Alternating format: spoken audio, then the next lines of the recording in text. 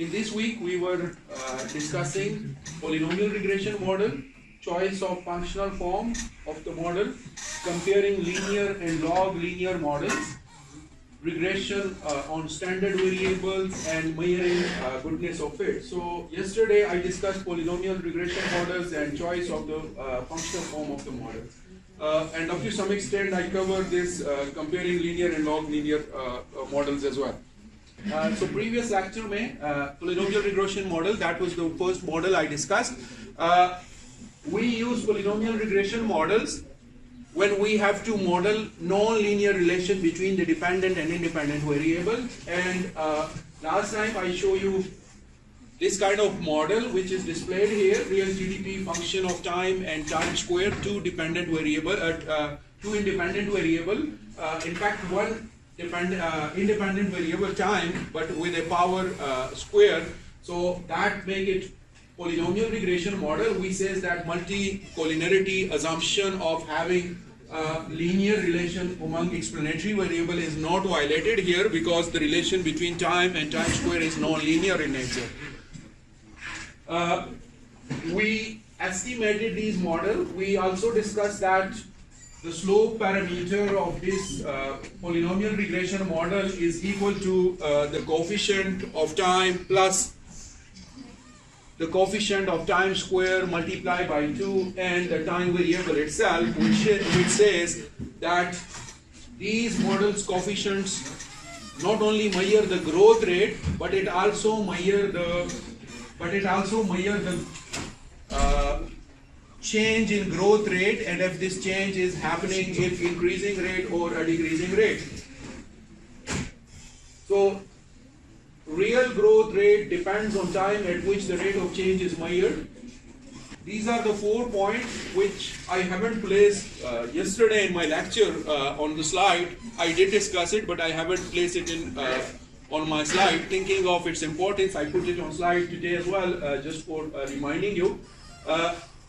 The sign of these two coefficients tells you if the particular dependent variable, in this case the real GDP, if it's increasing or if it's decreasing. So if the first coefficient is positive, it refers to this dependent variable being increasing over a period of time, if it's positive. And if it's negative, it refers to a decreasing variable with a passage of time. And then the sign of the second variable refers to the rate of change. The increase in every year, if it's increasing at an increasing rate, so then you will get A with a plus sign. If it's increasing at a decreasing rate, then you will be getting this with a negative sign. And if it's increasing at a constant rate, then we don't need this term at all. We just use time variable, because time variable, when you use it as a linear model rather than polynomial regression model, it says dependent variable increase at a constant rate. When you want to model it as a non-linear function, as either increasing or decreasing, so you added a second term, and then there is interpretation for the sign. So you should be able to differentiate between these signs and the numbers associated to it. Then I ask you, a small task was to estimate these two models, output being function of labor and capital. There was 48 observations on output, labor, and capital, and I asked if you can try with calculating quantity, output being function of labor and capital, and again output being function of in double log form when you use output and labor and capital all in log form. We says that researchers normally are confronted with this problem while estimating these two models. It's a bit difficult to pick that which model we should use while doing analysis. It's a bit difficult because and also it's not comparable, given that the dependent variables are not similar in nature. So we can't compare these models directly as well. So in order to make them comparable, there was a procedure explained last time, previous class I explained it. that how you can make these two models comparable. So there was a small transformation for the dependent variable, that first you take the geometric mean of the dependent variable and then divide the dependent variable with that geometric mean. So that will generate a new variable, and then we use that new variable in these two models and estimate these models, and that transformation make these two models comparable. So here I place this discussion. We can use the new variable qi tilde as dependent variable equal to y, our geometric mean of the output, instead of qi, the original variable itself, in both models as discussed last time. So we first had it these two models, we have to pick one of these, but these two were not comparable given that the dependent variable were not same. So we applied a procedure dividing this qi by its geometric mean and using qi and log of qi for both these models again and estimating it, and then we compared the sum of square of these new models, and that enable us to make comparison based on Rsquare or RSS, and then we can pick one whichever is the better model. So I did give you a hint as well that how you can calculate a geometric mean in Eviews. So the command is at the rate of geometric mean and then the variable x. So you can put here output. So you will calculate a column, a series of output having geometric mean or same value in the entire series. So then you can divide the original value with geometric mean. You will get this new transform variable qi tilde, and then you can use that. This was for yesterday, a small task for your home. I believe that hardly one or two students will do it, or maybe nobody do it. So, well, if nobody do it, then the teacher do it. So I did it at home. Linear model. This is the linear model when I use output function of labor and capital without doing any changes, and that's the double log or log linear model in which I use output in log form and labor and capital also in log form.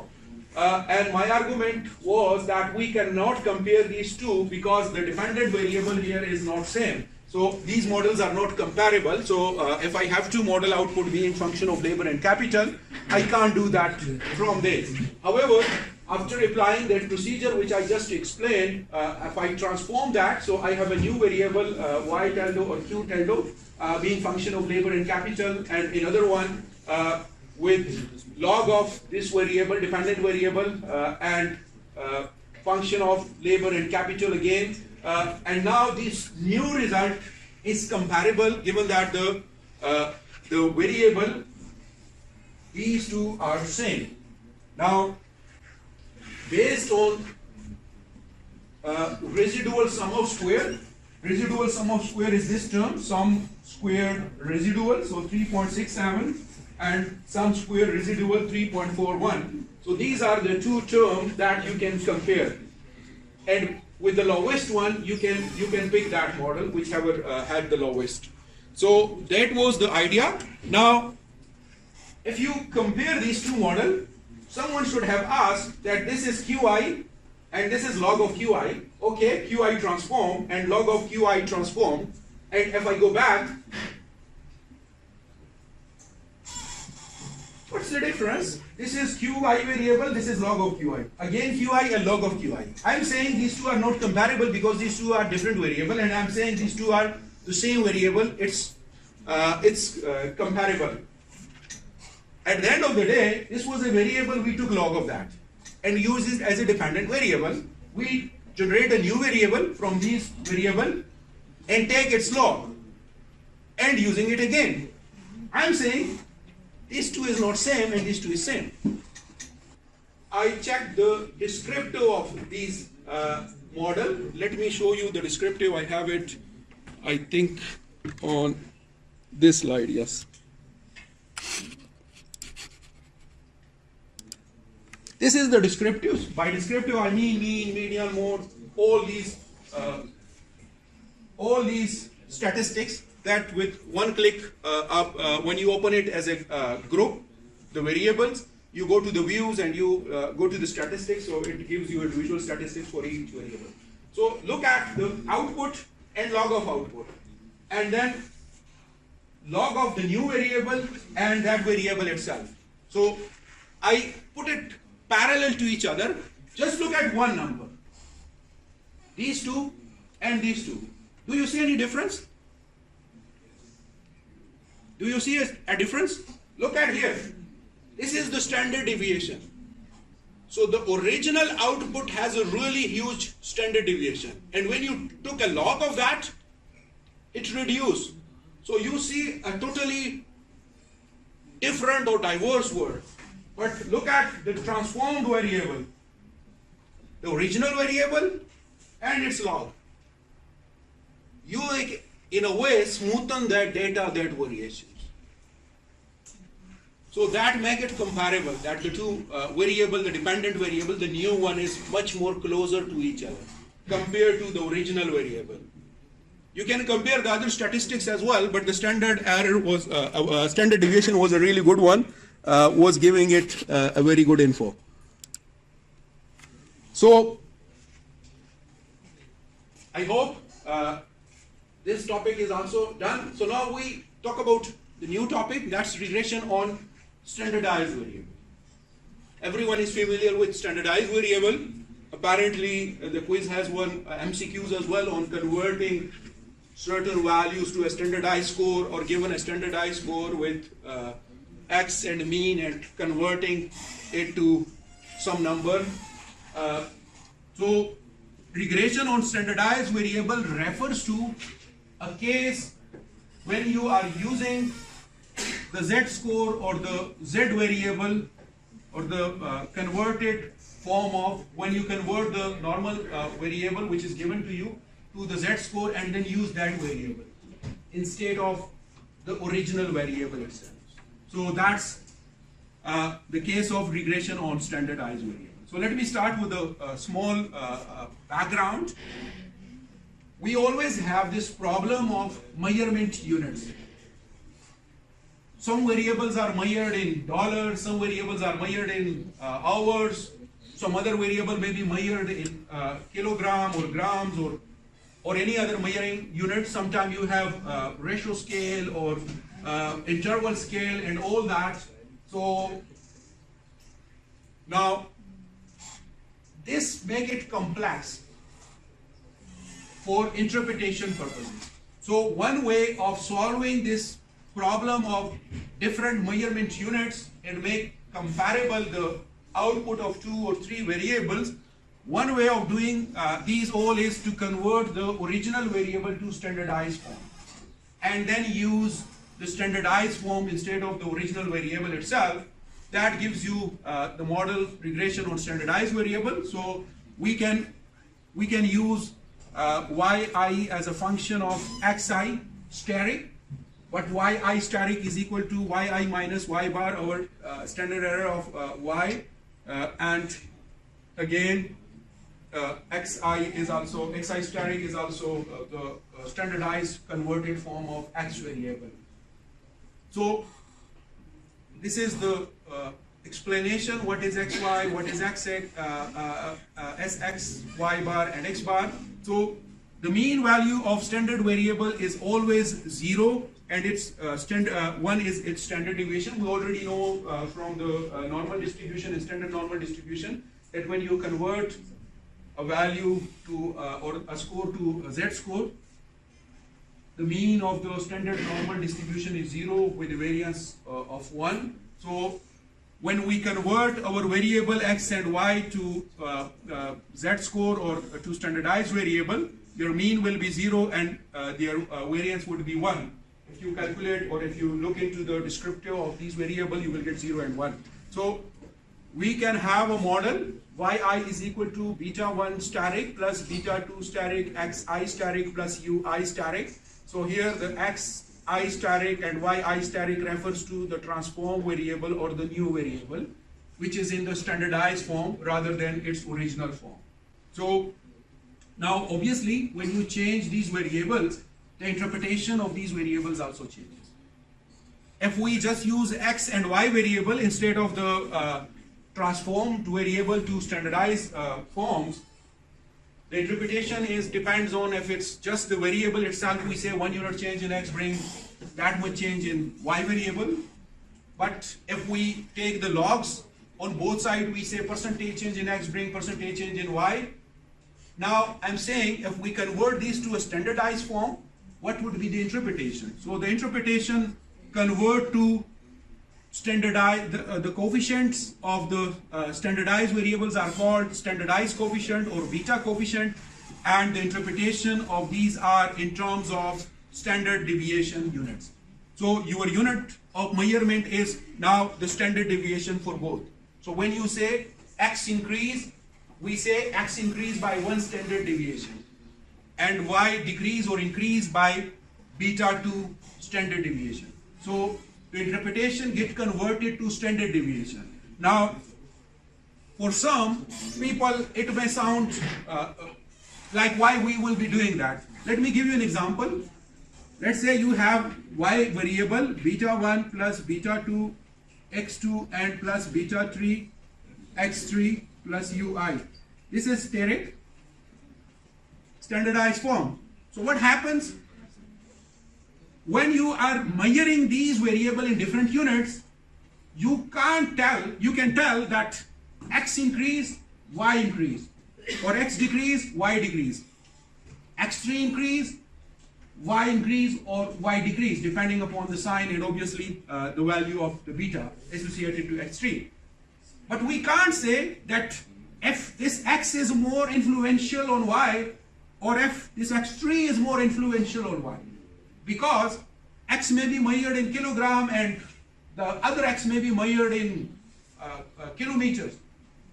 So you can't say which variable is strongly affecting the other variable. But if you use the standardized form, that bring it into a same scale, and then you can compare the impact of one variable or the other variable, that which one is more strongly influencing the y variable. Let me show you the task which you are supposed to do. That will make it more clear. But at this point, I can say that much, that we may be also interested in this part, that if x is strongly influencing y compared to x3, or x3 is strongly influencing y compared to x2. We don't know if both are measured in different units, because these two may not be directly comparable.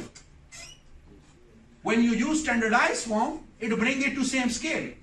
Like you are, in a way, if I just directly comparing it, it's like orange and apples comparison. But by transformation to standardized form, you convert these to same scale. So then it becomes comparable.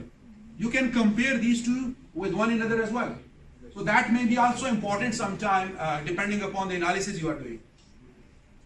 So these models helps in enabling us to found more profound variables impact on dependent variable without considering its unit of measurement.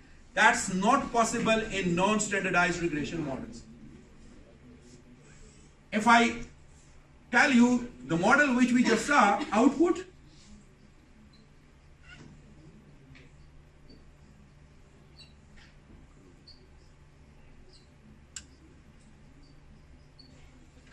labor is measured in what? Labor hours. In capital? Dollars. So if I run this model, or if I take its log form, all I know is labor is affecting output by beta 2, K is affecting output by beta 3, keeping labor or capital constant. But I can't say it too much about if labor is strongly influencing output or if capital is strongly influencing output, because both of these are measured in two different units.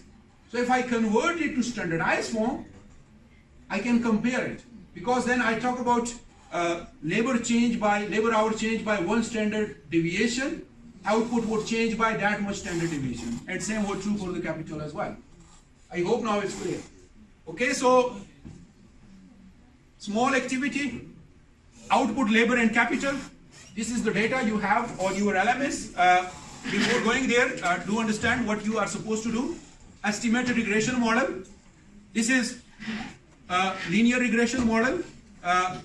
sorry, this should be what it's called, standardized variable model. I will change this shortly, and then the output being equal to standardized output, labor being equal to standardized labor, and capital being equal to standardized capital.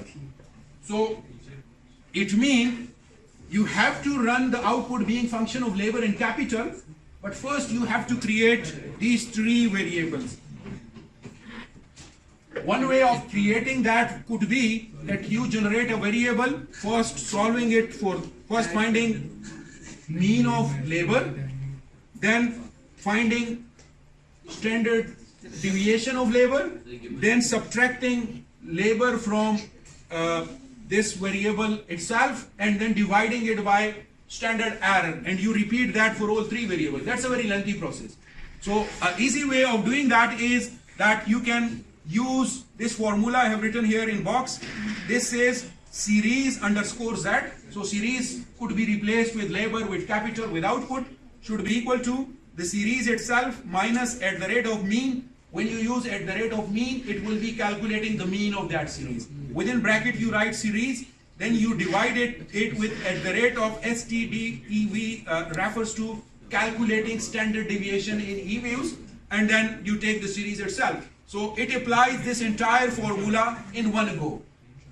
You can do it in 3 or 4 steps if you are finding difficulty in getting this formula, but that increase your work a lot. You have to do 9 or 10 versions of deriving these 3 formulas, but you can go with one go, given that you apply this in generate series. So this is the model. You have to estimate. The data is there. Good luck. In this short video, I'm going to tell you how we can estimate the standardized regression. The standardized regression refers to a regression model in which we use standardized variable instead of the original variable, and we estimate the regression model. So before estimating that model, the data I'm going to use is USA manufacturing sector, and the data cover year 2005. The data is for 50 states and Washington DC, so 51 observation, and the variable include our output, which is measured in thousands of US dollar, the labor input, which is measured in thousands of labor hours or worker hours, and the capital input, which is measured as capital expenditure in thousands of US dollars. So before going to Eviews and estimating this standardized regression model, let me show you the theory part.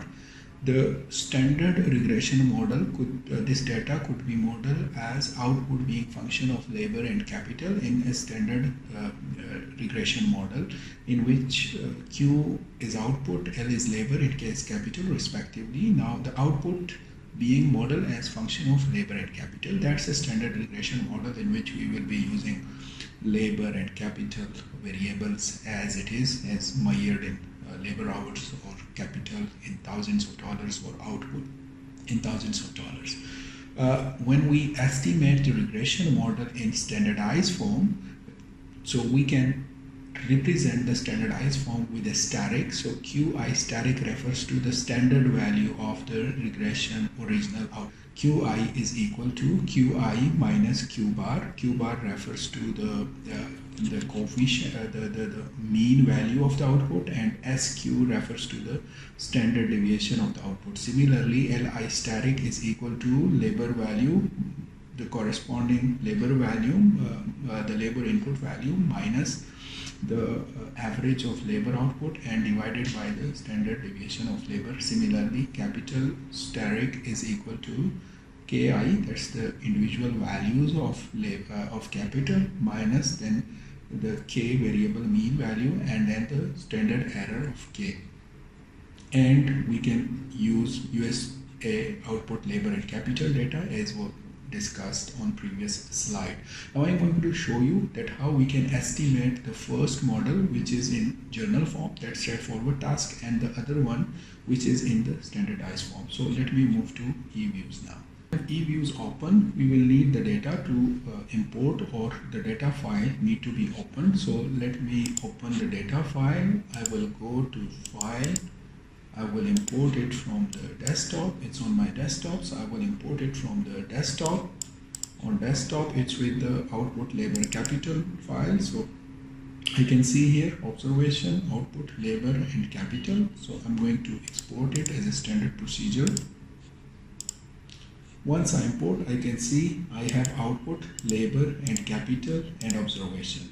So to run the first model, which is just regressing output on labor and capital, all I have to do is to select output, labor, and capital, open it as equation, and I should make sure that my dependent variable output is written first, then the labor, second variable independent, and then the capital, the third variable in the line, and second independent variable, and the constant term. Method is Rsquare. All 1 to 51 observations are selected. Where I click OK. So this result shows that output was the dependent variable, labor was the independent variable, and capital was also independent variable. And this Eviews output shows the simple linear regression model, output being regressed on labor and capital. So I will make this freeze so that this result stay here, and I will close this variable group. Now I need to run this model again, but now this time using output, labor, and capital in its standardized form. Now to create this into standardized form, let me show you the original model. We already ran the first model in which both the variable was in its original form, but in standardized form the variable R is in Z form or in standard normal form. So to do that, I first need to generate QI variable, then LI static variable, QI static variable, then LI variable, LI static variable, and then KI static variable as per the given formula. So there are two ways of doing that.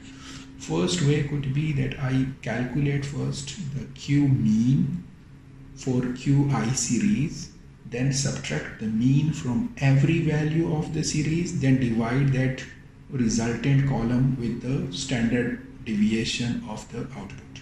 Now this is a 3 steps. First calculate the mean, then calculate the standard deviation, then subtract the mean from standard deviation, the mean from the original value of the variable, and then divide it with its standard error.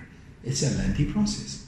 So similarly, this LI static creation would also need 3 to 4 steps, and so on for the capital as well. So a direct way of this could be also done, in which we directly ask the Eviews to generate a new variable QI static, which is equal to the original value minus mean value and divided by the standard deviation. So let me show you how we can do that in Eviews.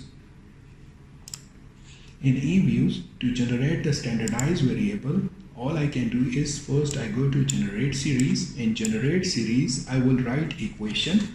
Let's say I want to generate the output standardized variable. So I would write output, and then I'm naming it _z just to refer it to the standardized value. So you can name it some other name as well. For example, output standardized or output static. I would prefer to leave it as output z. So output z should be equal to, so I'm going to tell Eviews that first of all, I will start with a bracket, output,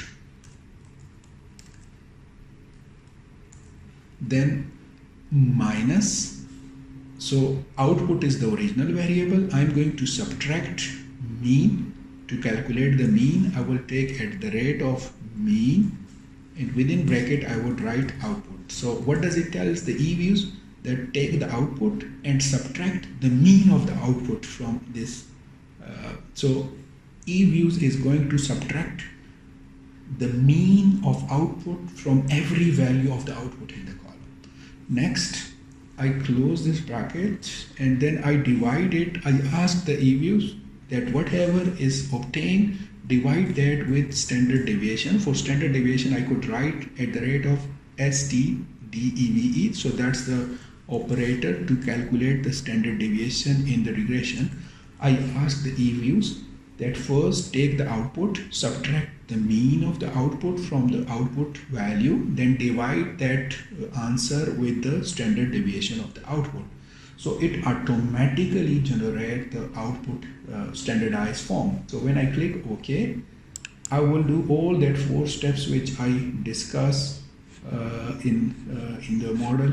Now this output Z variable which is created, that's the standardized form or Q static. Similarly, I will need to create labor static and capital static. Let me do that again. So I will go to object, generate series. I will name it as labor and then Z. That should be equal to bracket labor minus at the rate of mean of labor. Then I divide this with standard deviation of labor. Labor Z is equal to labor minus at the rate of mean of labor, one bracket for the mean operator and the other for the whole term, and then it should be divided with standard deviation of labor. Okay, I didn't wrote at the rate of with standard deviation, so that's the mistake which I did. So okay, so I got labor Z score as well. So the same I do for the capital as well.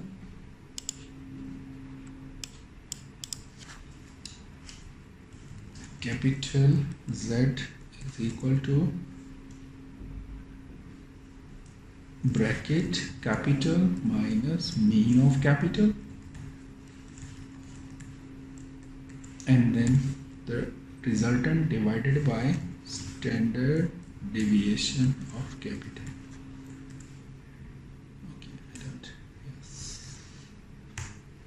I got output in standardized form, labor in standardized form, and capital in standardized form. The rest is straightforward. I select the dependent variable first, then the second independent variable, and then the third independent variable. The third variable in the model, I open it as a group.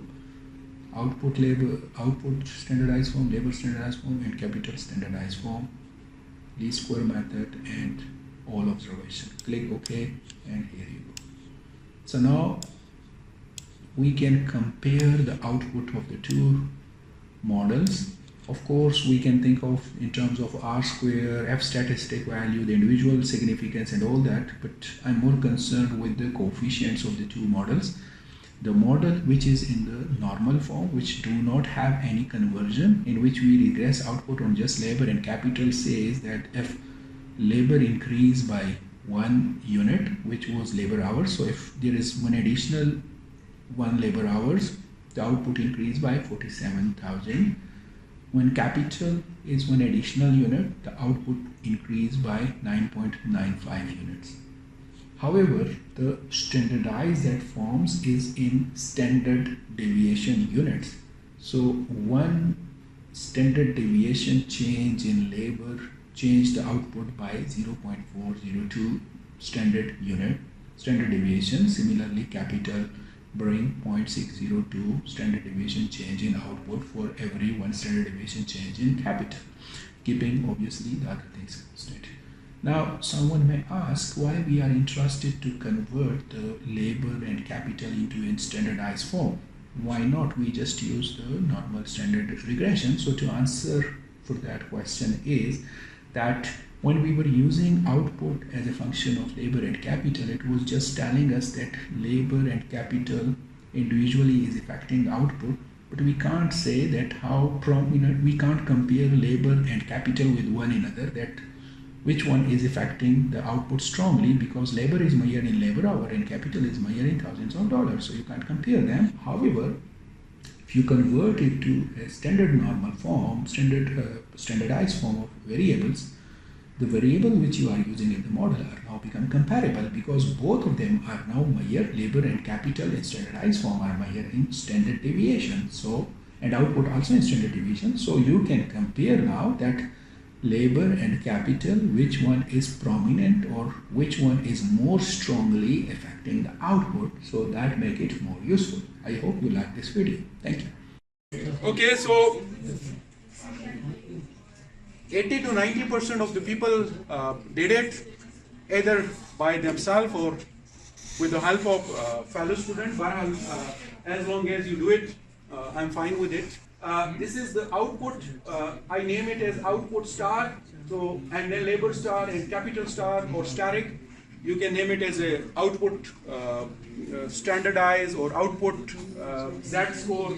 कोई भी नाम दे सकते हैं. बहरहाल, this is the output. You can see it here on the screen, and on the lower portion of the screen, I'm displaying the output with the normal form, with non-standardized form. So standardized versus non-standardized output. If you see the output, I believe is different. The coefficients are different.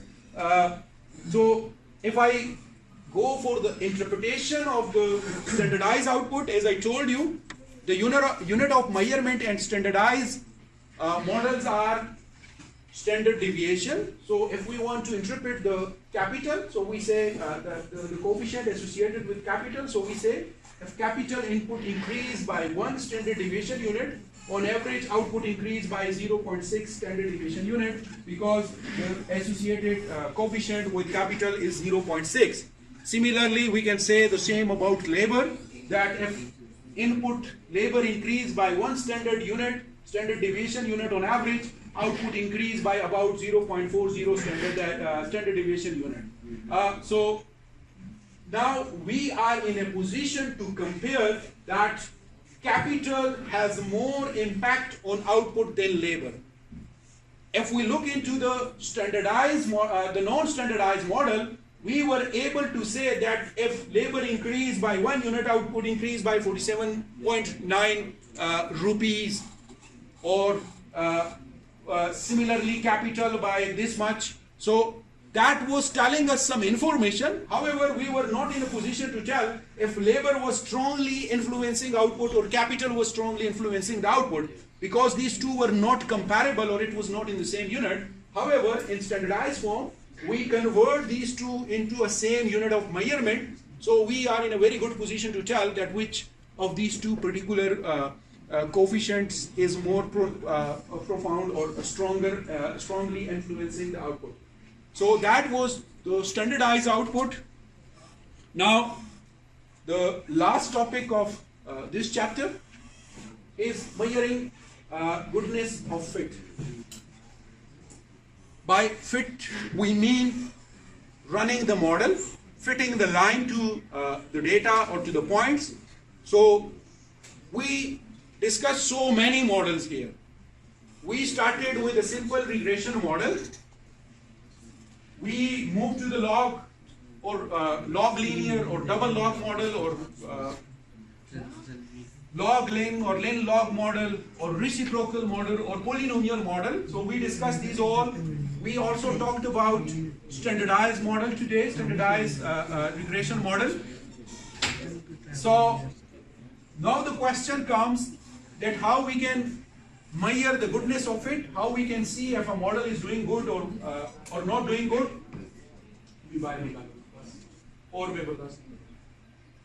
So now we are interested to know if a model which we calculated, if it's a good fit or if it's a bad fit. So if we start with a small background, the software we are using, it's Eviews, but there are so many other softwares as well that that can be used to estimate the model. When you were using the computer, you would have seen Stata software. I saw the icon in one of the computers, so I believe Stata is installed here as well. Similarly, you have SPSS and so many more software I mentioned once earlier as well. So every software has its own way of presenting its output when you run a regression model or when you estimate a model.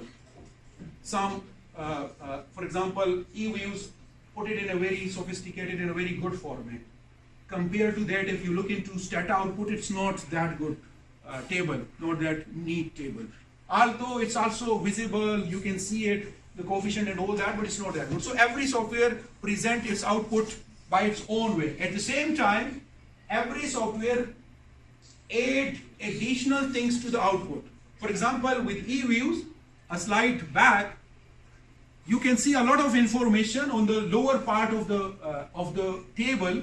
You can see the coefficient, its standard deviation, and its t-value, p-value, but you get additional information as well. Other softwares do that as well, but in lesser detail or in more detail. So out of these, some details are associated with fitness of good, or how should I say it? How good is your model? So Eviews provide 4-5 things which you can use or you can avail for kind of judging your model if it's performing good or bad. So the first one is R-square. I think everyone know about R-square and adjusted R-square. These are the two which we discussed at the start of regression analysis when we were discussing the theory part. The third one is AIC, information criteria, Chavez information criteria, and Hanna and Quinn criteria. These are the three: AIC, SIC, and HQC. These are the three more criteria that are also used for measuring the fitness if a model is good or bad. So let me start with R-square. R-square is familiar to you, but just for a refresher, R-square tells you the percentage of variation which is explained by the model you run or the model you estimated. The total explained variation, or the percentage of total explained variation in the dependent variable. So that's the easiest one.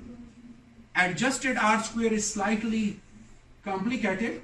We say that the problem with R-square is if you keep on adding explanatory variable more and more to the right side of the regression model, R-square is the increasing function of explanatory variable. So you may have inflated R-square value even though R-square itself or the variable itself is not well or betterly explained by the additional variable you are adding to it. So it's like you may be ending up irrelevant variable addition in your model just for sake of increasing the R-square value. So that's a bad thing, not desirable one. So to counter that, our adjusted R-square value has been introduced. This adjusted R-square value is slightly modified version of R-square where it put a penalty of n-1 over n-k while you are calculating the R-square value. It put a penalty if you are adding an additional variable. So you will add a variable only if it adds to the variation, if it's explaining your model. Otherwise you would not. If you keep R-square as a criteria for selecting two models, let's say you have model 1, model 2, and you have to pick which one is better, so you look into R-square value. That is your first start. Then you can think of adjusted R-square. That's the second step where you can look into, okay, instead of using R-square, I use adjusted square. That's a better criteria. And then we move to the third one, which is called Akai information criteria. I don't know if I'm pronouncing it correctly. I believe it's German or Japanese name. It's, I think, Japanese name. Akai information criteria, AIC in short. So AIC is more stricter than R-square adjusted. AIC put a bit more stricter penalty. This is how they calculate it. Now, I just put it in one line or two lines just to tell you that what does this criteria mean. You are by no way going to calculate it manually. The software do provide you these things, so but you need to know that what does these values mean. AIC shows a value, a numerical value, so you are interested in a smaller value. The lower, the better. The lower, the better. So if you have two models and you have to pick one out of these two models, that which one is good model, based on AIC, you will pick the one which has the lowest AIC value. So let me go back to the output. SIC and HQC criteria. The three criteria, if you run Eviews, I have Eviews 9 with me, it do give that HQ criteria. The older version of Eviews don't have this criteria. It's recent, it's not that old compared to the earlier two. The most popular one are AIC and SIC, which is in very early versions of Eviews. So you can see here the values, 34.20, 34.32, 34.25. So you have to use these measure. SIC is the most popular one, but AIC and SIC, these are the two most popular ones. So we use these two. Let me go back to that slide. So the second one is SIC or Chavez information criteria. This is alternative to AIC, and obviously it also has some calculation method, and it is said that SIC is comparatively stricter than AIC. So it's like you move from R square to R adjusted square, it make it tougher. You move from adjusted R square to AIC, it make it more tough. You move from AIC to SIC, it make it more tough. And similarly, you go to the last one, HQC criteria, that make it more tougher. So by the end of the day, you don't have to use all of them. You don't use all of them. Sometimes specific models estimation demand to use a specific one. For example, in time series data, when we are doing time series analysis, these two, AIC and SIC, are most commonly used. AIC, SIC, these are the most common one. At this stage, I would advise you R square, adjusted R square in AIC or SIC, one of these. You can use, or for generalized discussion, normally when we discuss the output of regression, we do talk about R square, adjusted R square, or one of these, R square and adjusted R square. And when we have to pick, we do discuss R square, but we don't make decision entirely on R square. We also take one of these, AIC or SIC. So it's up to you. Whichever criteria you pick for selecting a model, you have to write it down then that, okay, R square is higher for this particular model, but at the same time, SIC show this or that, and based on that, I'm making a decision. Finally, one point which I want to emphasize, that you need one criteria. You don't have to use 4 or 5 criteria to pick one model, because it's like not all criteria may be selecting one model. Sometimes it may come in a conflict. So in general, all these criteria will agree for the best model, but it may be possible that they may not agree. So in that case, you just pick one criteria out of all these 4 or 5 criteria. ठीक है, कोई question है शायद?